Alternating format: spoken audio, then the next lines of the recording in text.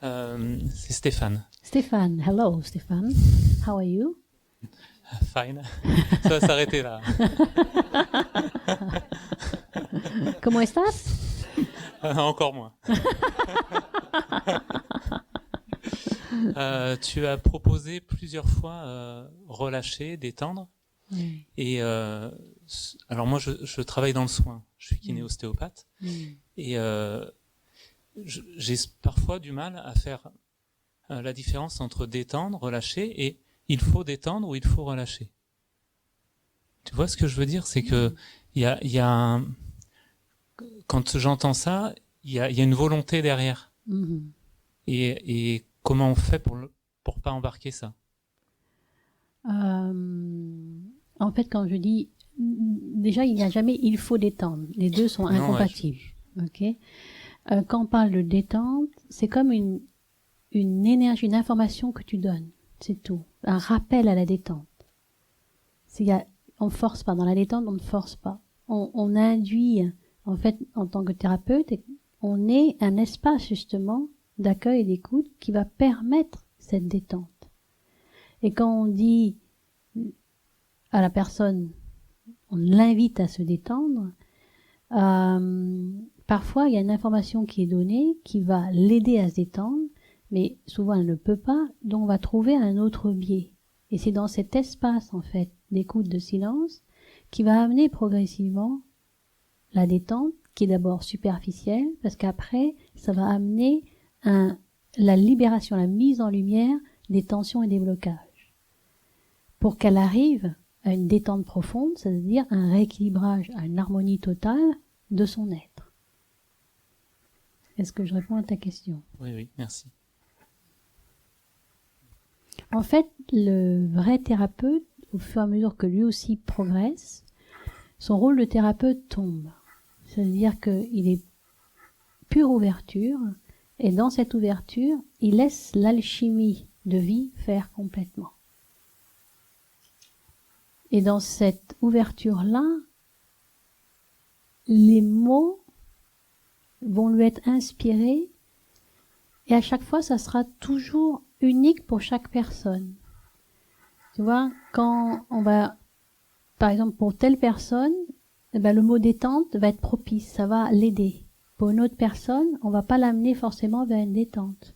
Ça dépend. Il n'y a pas de règle, on n'enferme dans aucun système, puisque quand on rencontre la personne, c'est que du vivant, c'est que des énergies subtiles en mouvement. Donc on est simplement là pour faciliter, en fait, redonner, en fait, la possibilité à la personne de retrouver son équilibre, en fait. C'est simplement ça. Et plus on se développe en tant que thérapeute, moins on fait quelque chose. Il y a cette volonté au départ de soigner qui va tomber totalement, sans plus attendre de résultats, de retour, rien.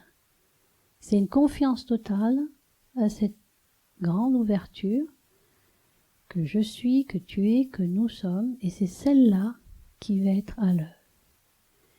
Et dans la rencontre d'un parent thérapeute et de l'autre, il y a une unité. L'autre, que je pense accompagner, m'accompagne également. Il y a un aller-retour, il y a une danse à deux. Vraiment. Est-ce que j'ai répondu à ta question ou pas? Oui. Justement, ça me fait penser à quelque chose. L'écoute que je peux avoir par rapport à mon patient, elle va m'amener à utiliser des outils ou pas. Tout à fait. C'est ça. Tout à fait. Donc de la mobilisation, du massage peut faire partie de l'écoute. Complètement.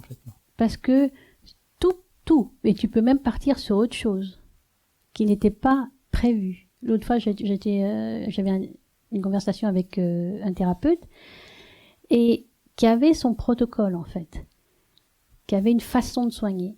Et là, la vie l'a fait rencontrer un patient et ça marche pas.